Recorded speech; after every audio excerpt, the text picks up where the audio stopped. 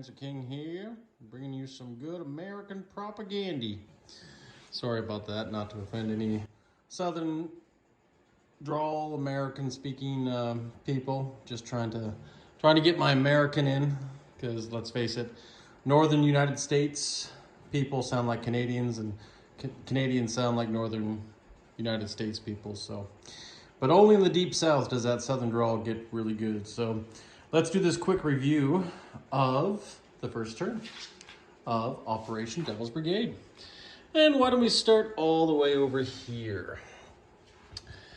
And the Americans are slowly, painfully slowly, starting to build up their war industry. They've moved a lot of forces into eastern United States.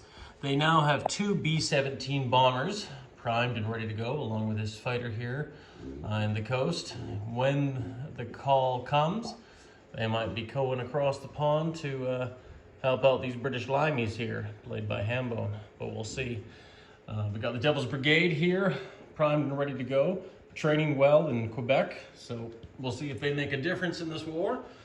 And we scroll down to North Africa, and we get to see some action going over here with the Italians.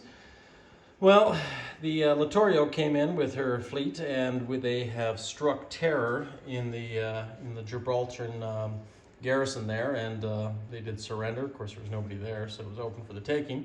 But nonetheless, now they do control the Pillars of Hercules going into the Med, and they also landed in Algeria and took out some RAF planes, strap bomber and a fighter.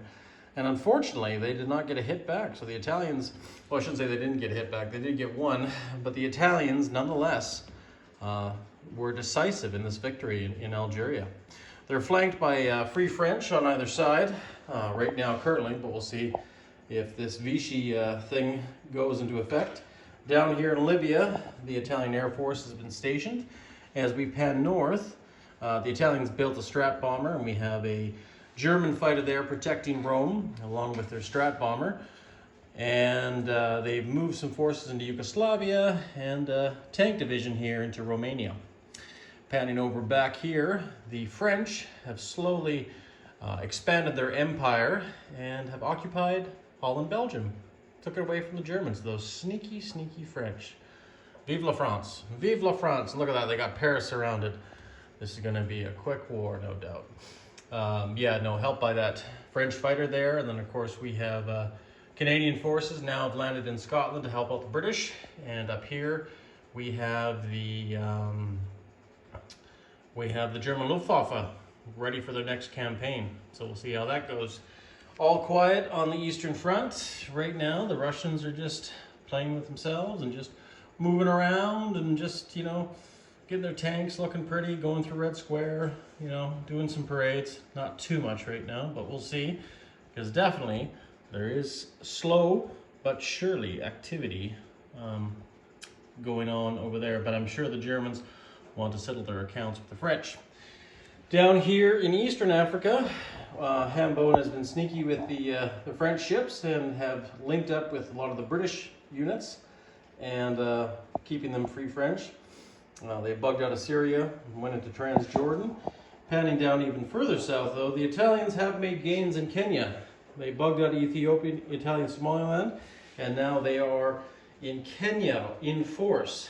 But Union of South Africa has deployed more forces there to try to stop that assault. And of course, they railed units up into Anglo-Egypt, Sudan. Panning over here, India is still holding strong. They recalled the Prince of Wales back to port because they sent out a lone destroyer as a screening force to wave their fist at that mighty Japanese navy, comprising of the Yamato, Akagi, and Kaga, with, of course, her escorts as well. So, just off the coast, though, the biggest air force the world has ever seen, the Japanese, have been stationed here in Guangxi, probably going to take out their rage on these poor KMT Chinese, but we'll see how that goes. We can only do what we can do.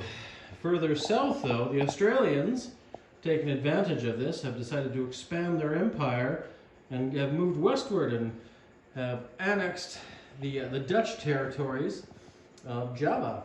So they have increased their income, the Commonwealth, but now the Australians have reached into bigger territories now and have slowly become a small powerhouse. Of course, left unchecked, but I'm sure the Japanese have something to do with that. Let's just scroll a little bit further over, shall we? And take a look at this battle force, the Musashi and the Hiryo. Now these guys right here are primed and ready to go. They're in the Caroline Islands, probably as a deterrent to hopefully convince the Americans to stay out of their co-prosperity sphere.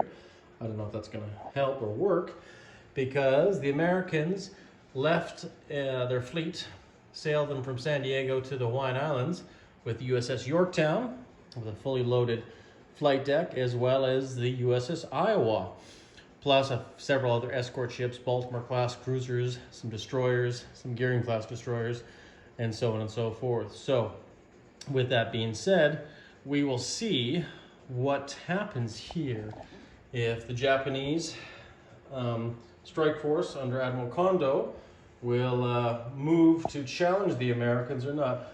I think right now it'll be a stalemate here. They're just posturing a little bit so the Americans don't decide to take advantage of this once they decide to go to war.